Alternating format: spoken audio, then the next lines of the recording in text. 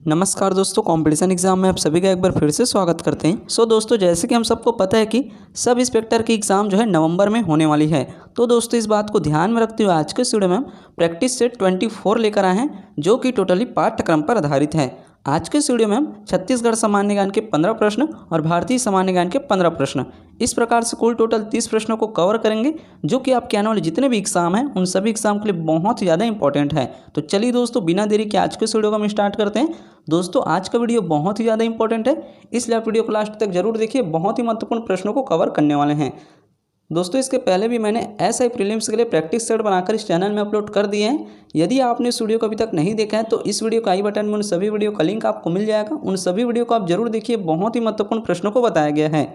इसके साथ ही छत्तीसगढ़ विशिष्ट अध्ययन, छत्तीसगढ़ समसामयिकी से संबंधित भी वीडियो बनाकर इस चैनल में अपलोड कर दिए गए हैं। तो चलिए दोस्तों, बिना देरी के आज के इस वीडियो को स्टार्ट करते हैं। सबसे पहले हम देखने वाले हैं छत्तीसगढ़ सामान्य ज्ञान के 15 प्रश्नों को। प्रश्न नंबर पहला दिया हुआ है, बस्तर की संपर्क भाषा किसे कहा जाता है? तो किसे कहा जाता है? तो इस प्रश्न का सही आंसर हो जाएगा option number C, Halbi. Bastar की संपर्क भाषा जो है हल्बी भाषा को कहा जाता है। तो इस प्रश्न का सही आंसर ऑप्शन नंबर सी। प्रश्न नंबर दूसरा दिया हुआ है, व्यवहार कृषि किस जनजाति के द्वारा की जाती है? तो इस प्रश्न का सही आंसर हो जाएगा ऑप्शन नंबर ए, बैगा जनजाति। व्यवहार कृषि जो है मुख्य रूप से बैगा जनजातियों के द्वारा की जाती है। तो इस प्रश्न का सही आंसर ऑप्शन नंबर ए। चलिए दोस्तों, बढ़ते हैं अगले प्रश्न की ओर। प्रश्न नंबर 3 दिया हुआ है, निम्न में से विवाह का कौन सा प्रकार अधिमान्य विवाह नहीं है? तो इस प्रश्न का सही आंसर हो जाएगा ऑप्शन नंबर डी, मोनोगैमी।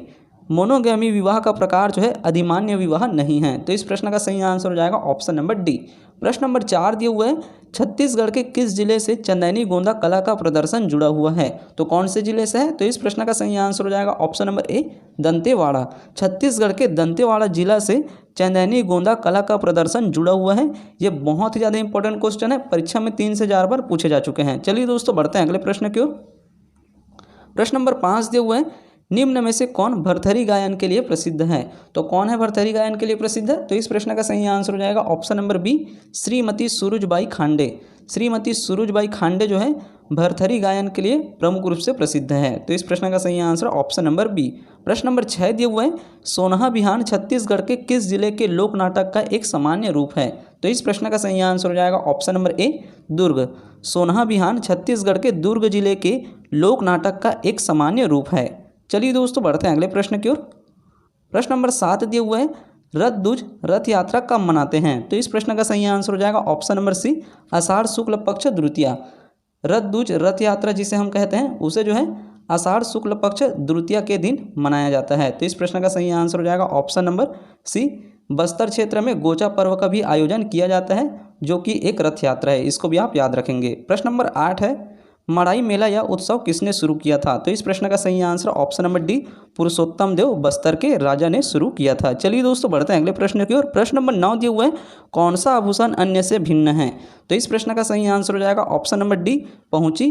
पहुँची जो है अन्य आभूषण से भिन्न है। सूता, पुतरी, हंसली ये गले में पहनने वाले आभूषण हैं, और पहुँची जो है भुजा में पहनने वाले आभूषण हैं। तो इस प्रश्न का सही आंसर ऑप्शन नंबर डी।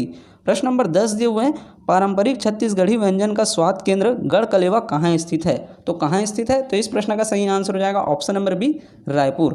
पारंपरिक छत्तीसगढ़ी व्यंजन का स्वाद केंद्र गढ़कलेवा जो है रायपुर शहर में स्थित है। तो इस प्रश्न का सही आंसर ऑप्शन नंबर बी। चलिए दोस्तों, बढ़ते हैं अगले प्रश्न की ओर। दोस्तों, प्रश्न नंबर 9 और 10 बहुत ही ज़्यादा इंपॉर्टेंट है। इस टाइप के प्रश्न जो है परीक्षा में पूछे जा सकते हैं। चलिए दोस्तों, बढ़ते हैं अगले प्रश्न की ओर। प्रश्न नंबर 11 दिया हुआ है, छत्तीसगढ़ के किस शहर को आमतौर पर टंकियों के शहर के रूप में जाना जाता है? तो इस प्रश्न का सही आंसर हो जाएगा option number D, Ratanpur. Ratanpur को जो है टंकियों के शहर के नाम में जाना जाता है। तालाबों की नगरी रतनपुर को भी कहा जाता है। मंदिरों की नगरी आरंग को कहते हैं। तालाबों एवं मंदिरों की नगरी रतनपुर को भी कहते हैं। इसको भी आप याद रखेंगे।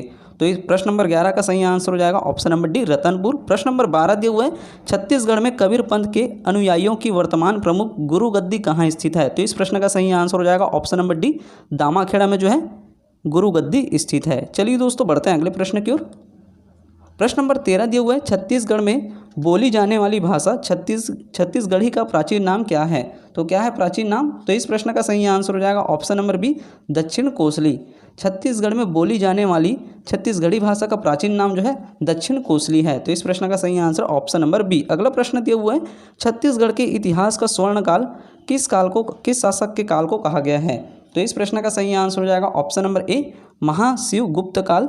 इनके शासनकाल को जो है स्वर्णकाल के नाम से जाना गया। तो इस प्रश्न का सही आंसर ऑप्शन नंबर ए। प्रश्न नंबर 15 दिए हुए हैं, छत्तीसगढ़ निम्नलिखित में से किस ब्रिटिश अधिकारी ने जमाबंदी प्रणाली के आधार पर छत्तीसगढ़ के 36 किलो की खोज की? तो कौन से ब्रिटिश अधिकारी ने की? तो इस प्रश्न का सही आंसर हो जाएगा ऑप्शन नंबर ए, चिस्म। चिस्म ब्रिटिश अधिकारी ने जमाबंदी प्रणाली के आधार पर छत्तीसगढ़ के 36 किलो की खोज की। तो इस प्रश्न का सही आंसर ऑप्शन नंबर ए। चलिए दोस्तों, अब हम देखने वाले हैं भारतीय सामान्य ज्ञान के बहुत ही महत्वपूर्ण 15 प्रश्नों को। प्रश्न नंबर पहला दिया हुआ है, किस शासक के विरुद्ध उद्धव बैरागी ने विद्रोह किया था? तो कौन से शासक के विरुद्ध किया था? तो इस प्रश्न का सही आंसर हो जाएगा option number B, Aurangzeb. Aurangzeb शासक के विरुद्ध जो है उद्धव बैरागी ने विद्रोह किया था। तो इस प्रश्न का सही आंसर ऑप्शन नंबर बी। प्रश्न नंबर 2 दिया हुआ है, किनके शासनकाल में 1857 में भारत का पहला स्वतंत्रता संग्राम हुआ? तो किनके शासनकाल में हुआ? तो इस प्रश्न का सही आंसर हो जाएगा ऑप्शन नंबर सी, बहादुर शाह द्वितीय जफर। बहादुर शाह द्वितीय जफर के शासनकाल में पहला स्वतंत्रता संग्राम हुआ। चलिए दोस्तों, बढ़ते हैं अगले प्रश्न की ओर। प्रश्न नंबर 3 दिए हुए, सहायक संधि की नीति सहायक गठबंधन प्रणाली कब लागू किया गया? तो कब लागू किया गया? तो इस प्रश्न का सही आंसर हो जाएगा ऑप्शन नंबर ए, 1798 ईस्वी। सहायक संधि की नीति सहायक गठबंधन प्रणाली जो है 1798 ईस्वी में लागू किया गया। अगला प्रश्न दिए हुए हैं, आज़ादी के पूर्व प्रथम स्वतंत्रता दिवस कब मनाया गया? तो कब मनाया गया था? तो इस प्रश्न का सही आंसर हो जाएगा option number option number B, 26 जनवरी 1930। चलिए दोस्तों, बढ़ते हैं अगले प्रश्न की ओर। प्रश्न नंबर 5 दिए हुए हैं, संविधान और विधि का मर्यादा बनाए रखना किसका कार्य होता है? तो किसका कार्य होता है? तो इस प्रश्न का सही आंसर हो जाएगा ऑप्शन नंबर सी, सर्वोच्च न्यायालय के न्यायाधीश। संविधान और विधि का मर्यादा बनाए रखना इसका कार्य जो है ये जो है सर्वोच्च न्यायालय के न्यायाधीश का कार्य होता है। प्रश्न नंबर 6 दिया हुआ है, संविधान में संसदीय शासन व्यवस्था को किस देश के शासन के संविधान से अपनाया गया है? तो कौन से देश के संविधान से अपनाया गया है? तो इस प्रश्न का सही आंसर हो जाएगा ऑप्शन नंबर बी, ब्रिटेन। संसदीय शासन व्यवस्था को जो है ब्रिटेन देश की संविधान से अपनाया गया है।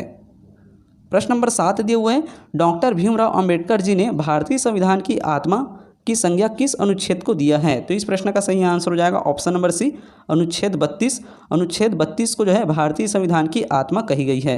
अगला प्रश्न दिए हुए हैं, कार्यपालिका से न्यायपालिका का पृथक्करण का उल्लेख संविधान के किस अनुच्छेद में है? तो कौन से अनुच्छेद में है? तो इस प्रश्न का सही आंसर हो जाएगा ऑप्शन नंबर बी, अनुच्छेद 50। कार्यपालिका से न्यायपालिका का पृथक्करण का उल्लेख जो है संविधान के अनुच्छेद 50 में है। तो इस प्रश्न का सही आंसर ऑप्शन नंबर बी। प्रश्न नंबर 7, 8 ये दोनों बहुत ही ज़्यादा इंपॉर्टेंट है, परीक्षा में इस टाइप के प्रश्न पूछे जा सकते हैं। चलिए दोस्तों, बढ़ते हैं अगले प्रश्न की ओर। प्रश्न नंबर 9 दिए हुए हैं, निम्न में से किस विधेयकों पर संयुक्त बैठक बुलाई जा सकती है? तो इस प्रश्न का सही आंसर हो जाएगा ऑप्शन नंबर डी, उपरोक्त सभी। वित्त विधेयक पर, सामान्य विधेयक पर, सरकारी विधेयक पर, ये तीनों विधेयक पर जो है संयुक्त बैठक बुलाई जा सकती है। तो इस प्रश्न का सही आंसर ऑप्शन नंबर डी। प्रश्न नंबर 10 दिए हुए हैं, मंत्रियों के वेतन और भत्ते का निर्धारण किसके द्वारा किया जाता है? तो किसके द्वारा किया जाता है? तो इस प्रश्न का सही आंसर हो जाएगा ऑप्शन नंबर ए, संसद। मंत्रियों के वेतन और भत्ते का निर्धारण जो है संसद के द्वारा किया जाता है। तो इस प्रश्न का सही आंसर ऑप्शन नंबर ए।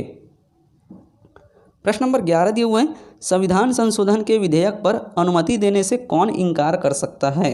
तो कौन इनकार कर सकता है?